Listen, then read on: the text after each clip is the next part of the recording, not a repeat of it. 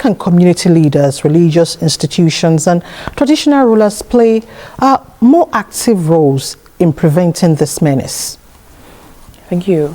So, as of last year, we had an outreach to the communities, inviting the 17 chiefdoms of Abuja and every leader from the 6 area council. And when we spoke to them, what we made them know and what we pleaded with them is this.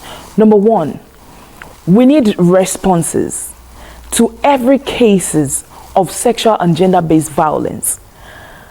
We need to let you know that this is no longer acceptable in our community, in our society.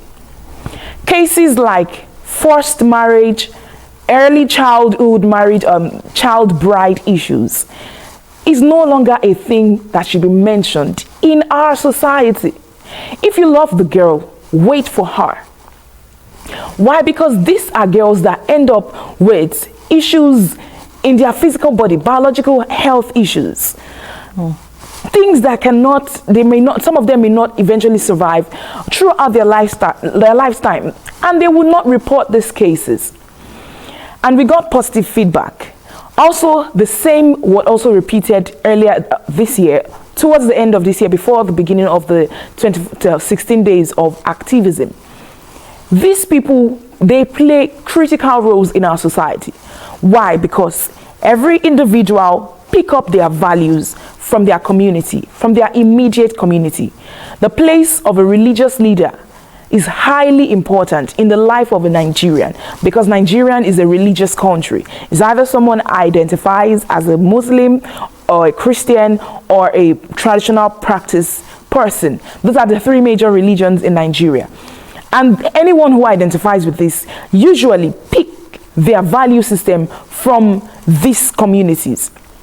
Secondly, the leaders at the grassroots, the traditional leaders, they are the ones who have the closest relationship with the grassroots level. If you want your message to go far and to go fast, then they need to be fully on board for this message to spread around every individual country. So the places of these leaders can never be underestimated.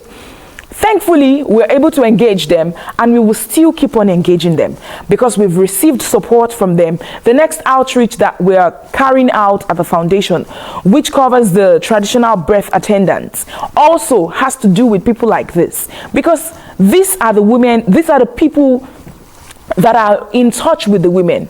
60% of every Nigerian pregnant woman attends, they are the ones, they go to these people, they take their own health care from them. So they are the ones that are closest to them. They need to be taught on identifying the signs of violence, because we have heard cases of women who could have survived being added to the mortality rate of Nigerian pregnant women. People who could have been, whose death could have been avoided, but because of sexual and gender-based violence, they lost their life. So we need to train these people hands-on on how to identify the signs, how to know when a woman is in danger and she's not speaking about it. And this is why we need to ensure that all hands is on deck to make sure that we do not have an excuse for sexual and gender-based violence.